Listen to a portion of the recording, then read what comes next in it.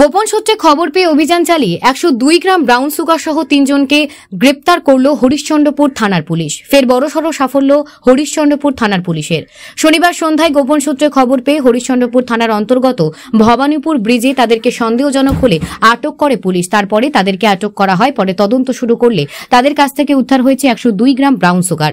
ধৃতদের নাম অমিত সাহু, খোকন দাস ও রাবজান শর্মা। তাদের বাড়ি বিহারের বাসই ও আজিমনগর এলাকায়। ধৃতদের জিজ্ঞাসাবাদের জন্য 7 দিনের হেফাজতে চেয়ে ধৃতদের রবিবার দিন চাচল মহকুমা আদালতে পেশ করা হয়।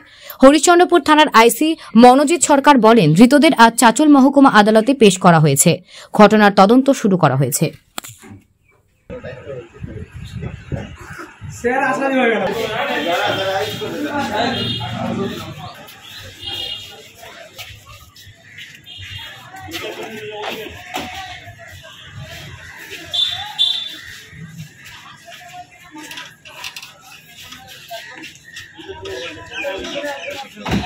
Thank you.